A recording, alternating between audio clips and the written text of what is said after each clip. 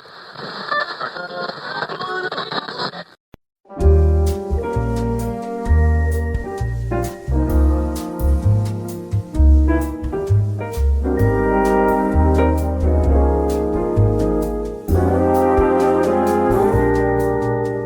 a world of rat and ruin, dear, you're my shelter in the glow. With your Pip-Boy on your wrist. Welcome back to the Dusty Signal, my little devils. Now, before we get into tonight's tape, I want to say something directly to our boy Nate. Everyone's entitled to an opinion, even when they're just flat wrong. I'm going to broadcast your story, Nate, every single week, without apology and without permission. Deal with it, buddy. That'll make more sense in a minute, sugar. Tonight's tape has our boy doing something I think we can all relate to. Sometimes you just need a mission you can finish. Something with a beginning, a middle, and an end that doesn't involve the fate of your son or the most irradiated place on the continent. You know what I mean, honey? You ever felt like things were spiraling out of your control and you just needed to find a task you'd know to complete? Something simple. Well, you probably know by now that nothing in Nate's life is ever really simple. Tape 20 is now rolling. Log 020, November 12th, 2287. Dugout Inn, Diamond City. Again. It's after 2300. It's been a long day. I need to get this recorded. The day started at Oberlin Station. I had taken a nap after recording the last holotape, so the day started after kinda late. But I wrapped up what needed wrapping. The settlers agreed to join the Minutemen. They refused to leave here, and that was fine. I stayed there for a few hours and helped out a little before moving on. We fixed some fencing, laid some traps, shored up the perimeter as best we could with what was available. They would be safer in Sanctuary Hills, but I understand them not wanting to leave. I respect that. It's their home, whatever that means out here. Besides, they offer another safe bed, another supply node, another set of eyes on the road between here and the glowing sea. We finished up the chores around 1500, and I moved out. Made it back to Diamond City around dinner time. First stop, Nat outside Public Occurrences selling papers. Said Piper was inside. I went in. We talked for a few hours. About nothing in particular, really. She wants my story, the whole thing, start to finish, for the paper. I told her I wasn't ready for that. She wasn't happy about it, but she let it go. For now. She wants to come with me, to travel with me. Said she could help me find the Institute. She wants to see it for herself. I told her it was too dangerous. She told me to blow that right out my ass. She's tough. I like that. But I held the line. She said she understood. Said she'd be here, writing, alone, if I changed my mind. There was a glint in her eye when she said that. Jesus, Nate. Get a hold of yourself. You're a married man. Well, was a married man. I walked around the market to gather supplies and sell some of the weapons and armor that I'd pulled off the raiders yesterday. I was looking for a radiation suit, and besides, I just needed to clear my head. Nobody in the market had one. Checked every vendor. Nothing. Which is becoming a recurring and increasingly frustrating problem, given that I need to walk into the most irradiated place on the eastern seaboard in the near future. There was one vendor that I hadn't really talked to yet. His name is Mo Cronin. He sells baseball bats and other baseball-related gear. He calls them swatters. He believes, he genuinely believes, that baseball was a sport where two teams beat each other to death with wooden bats in a stadium filled with fans. The only accurate parts of his version are that bats were involved and that Diamond City used to be a baseball stadium. I tried to explain the actual rules of baseball to him. He preferred his version. I can't entirely fault him for that. His version does sound more exciting. Here's the thing. I haven't talked about this much, but I loved baseball. We loved baseball. Nora did too. We used to catch games whenever we could. The stadium, this stadium with the green monster, that wall, that particular shade of green that meant you were somewhere that mattered. That atmosphere was just special. Hot dogs and popcorn and spilled beer and cut grass underneath it all. And the crowd. The way a full stadium sounds when something happens. That collective sound. 30,000 people responding to the same moment at the same time. That kind of thing doesn't exist anymore. Can't exist anymore. You'd be lucky to find a dozen people, let alone 30,000, who feel safe enough to sit next to strangers in the dark and cheer for the same thing in this Commonwealth. Mo must have caught something in my expression, because he made me an offer. Said he was looking for 4 baseball relics. A bat, a glove, a ball, and a card. Said he knew where they were, but it was too dangerous for him to go himself. 100 caps each if I brought them back. They were supposedly gifted to Coach Quitting is for Punks, Westing, and were at his residence nearby. Whatever Mo wants to believe is fine by me.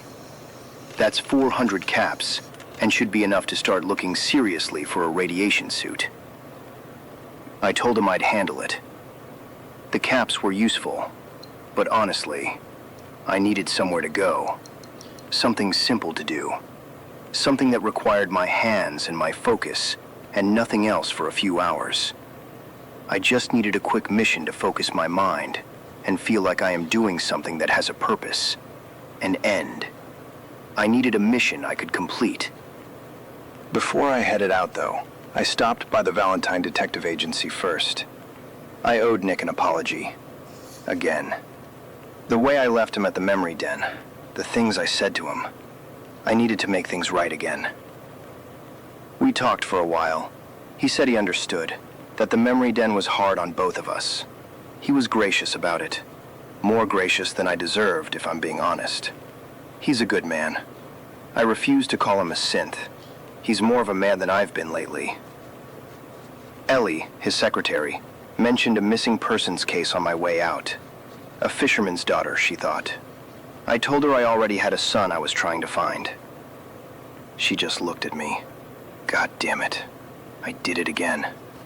I have got to treat people like people and not mission assets or combatants. I took a breath, turned to look at her and told her if I'm in the area, I'll look into it. She relaxed a little, but asked me to not wait long. She said another father was missing his child. Okay, that hit me hard, but I can't fix everything.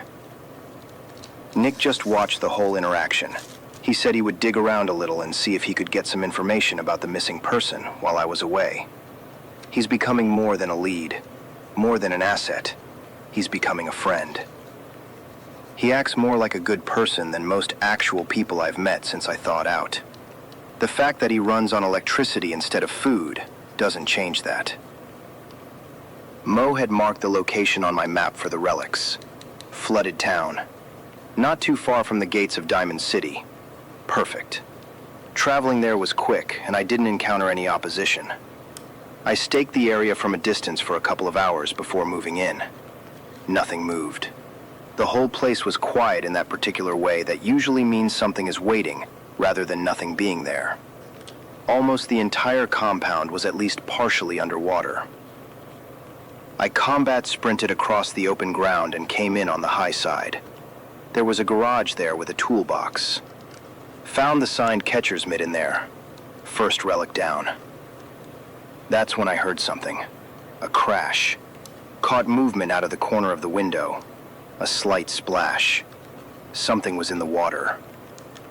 I peered out the doorway with my 10mm in hand. I wasn't sure what the threat was, and I have plenty of 10mm ammunition to spare, so it seemed like the right choice. That's when I saw something, almost crab-like. If a crab was 8 foot tall and walked upright, this thing was just wrong in every direction simultaneously.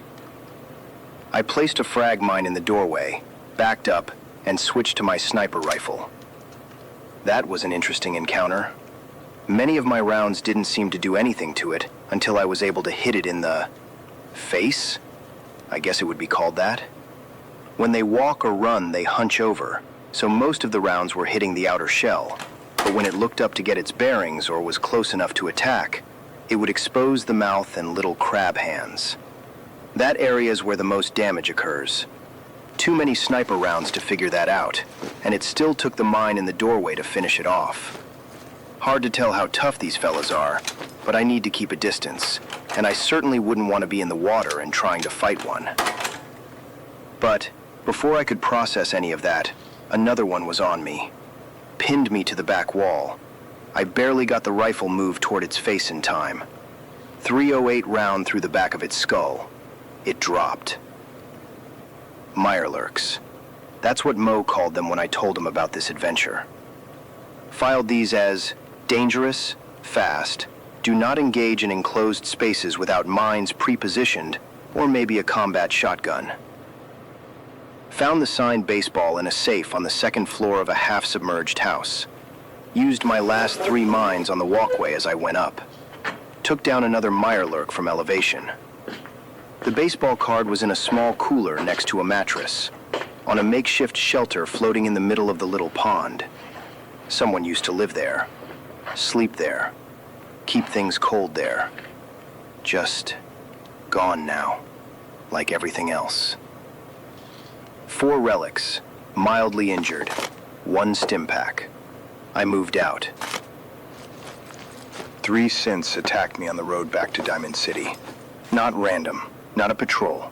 They were hunting me specifically, moving with purpose toward my position. Luckily, these things aren't the best at stealth, so I saw them coming and was able to take the high ground on a set of stairs. 2 dropped at range with the sniper rifle. The 3rd closed too fast. Kellogg's 44 handled that one. I thought that was a bit poetic. The Institute knows I'm active. They're watching. They're sending people. That probably means they know Kellogg is dead. I filed it and kept moving, but I'm not going to pretend it doesn't mean something. The clock is ticking. Every day I spend building toward the glowing sea is a day they have to find me first, or get to that doctor before me. It was late by the time I made it back to Diamond City. I went straight to the Dugout Inn.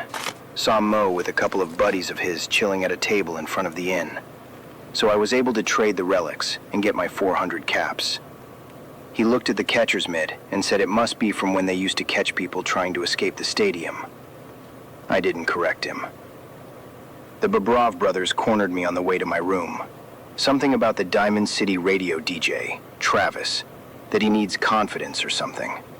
I'll be honest here, I haven't listened to the radio. I never was very fond of radio DJs anyway. They all just seem to be full of themselves and begging for your attention.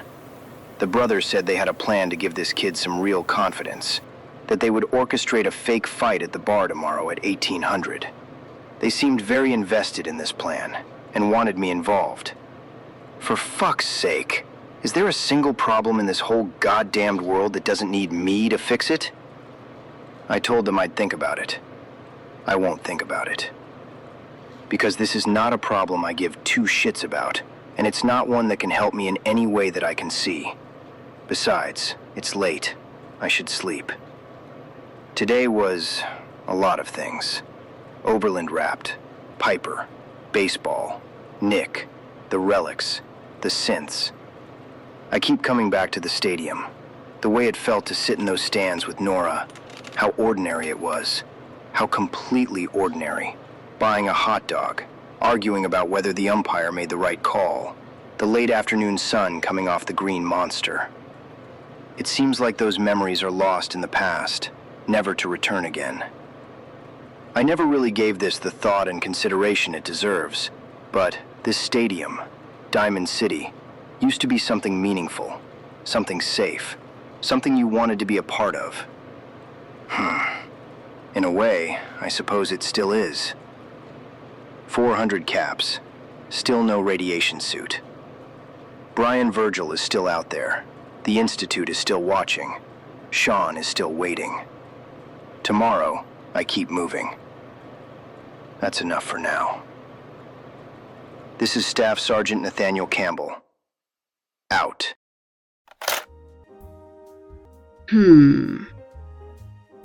Full of themselves, begging for your attention. That's what he said about radio DJs. He's not entirely wrong, I suppose. I've met plenty that fit that description perfectly. Big voice, small substance, more interested in the sound of themselves than in anything worth saying. Hell, he rescued one from some super mutants that fits that description to a T. But here's the thing about holding a signal in a broken world. Somebody has to do it. Somebody has to keep the stories on the air. Somebody has to sit down at a microphone in the dark and say, this happened. This person existed. This moment mattered. That's not ego, sugar. That's a choice. A choice that I made a long time ago. I could have chosen to continue a life of violence, solving problems with bullets. Believe me when I tell you, I not only could do that, I am damn good at it. But I looked around the wasteland and saw people that needed hope, not bullets. So, yeah, Nate's not wrong. I am full of myself. I am begging for your attention. Because broadcasting hope is the best way I know how to help heal this broken world. And if it's all the same to you, Natey boy, I'll continue to do just that. Thank you very much. Now, let's talk about what actually happened on this tape. He needed a mission he could finish. I know that feeling. I've been there myself. Not from the same angle he comes at it. I didn't have a military that trained me to process things through structure and completion and after-action reviews. But I've spent enough time around people who operate that way to recognize it when I see it. The warrior's brain doesn't quiet down on its own. It needs something to do. Something with edges. Something you can point at and say, done. That's finished. I completed that. And more times than not, that type of a brain needs danger to really focus. Because Piper, whether she meant to or not, was making his brain lose focus. The was a married man correction, that was the tell. But besides her, the dreams, the synths, the glowing sea sitting out there on the horizon like a deadline he can't quite make himself run toward yet. He has many battles on many fronts that don't seem to have a clear path to mission success. I mean, Piper. He sought her out. They talked for hours.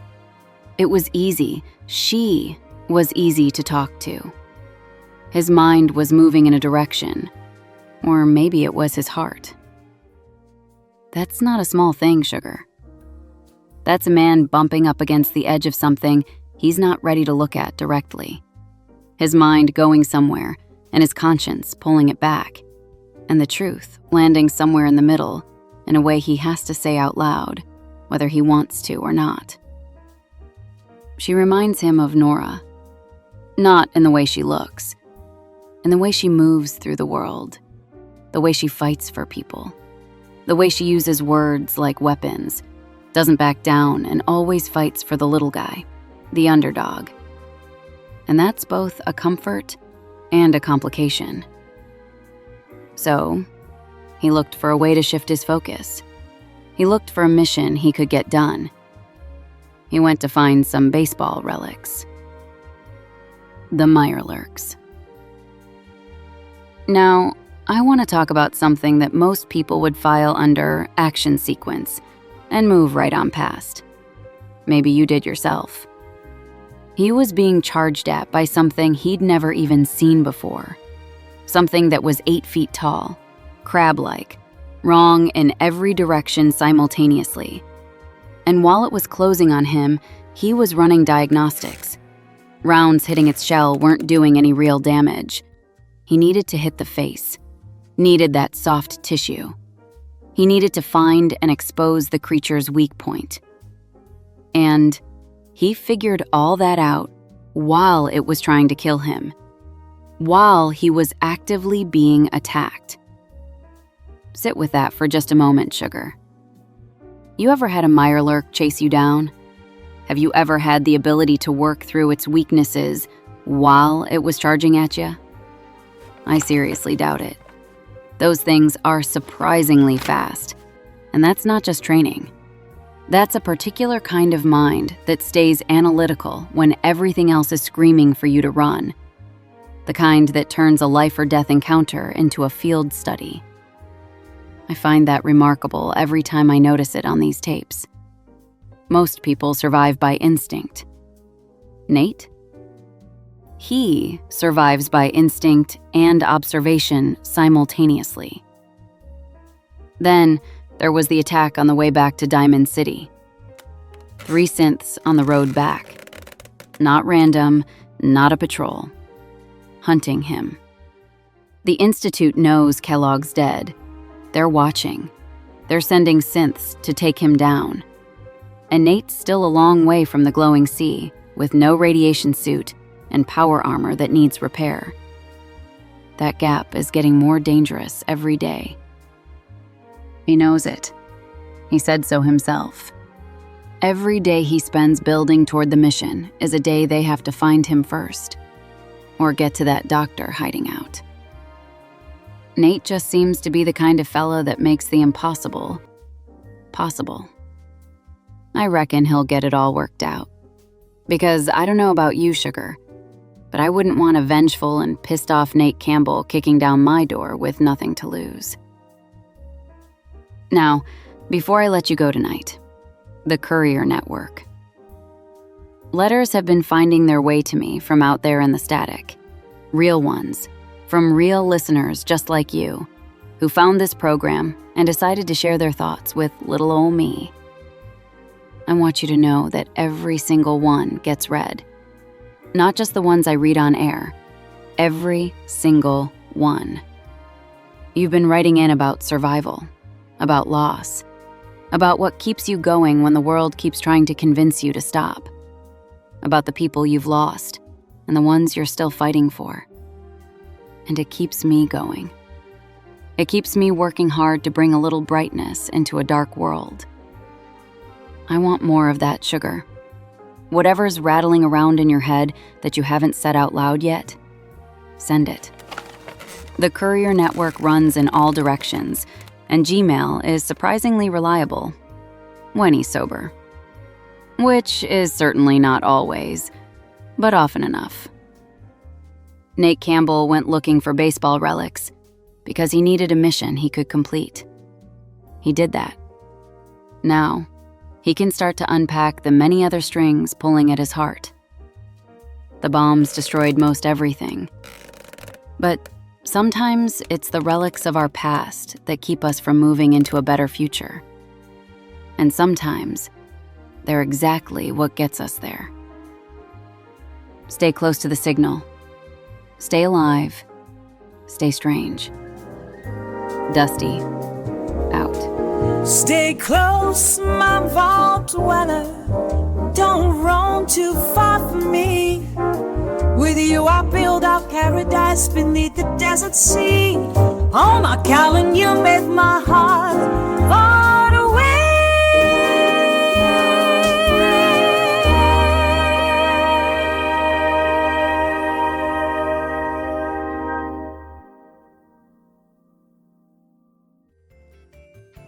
This is Garrett Klein, the one-man creative force behind the Dusty Signal podcast and the solo creator for Classic Me Studio. The Dusty Signal is a fan fiction audio drama that's set in the Fallout 4 universe. Fallout and all related properties are owned by Bethesda Game Studios, and no copyright infringement is intended. This is and always will be a free, non-commercial production. Created, written, and produced by Garrett Klein for Classic Me Studio. Voices were created using 11 Labs AI voice technology. Original song, Vaulted Heart, was created using 11 Labs music generation software. Sound design from Audio Hero, 11 Labs, and My Imagination. Genuinely thank you for listening, and I hope you're enjoying it.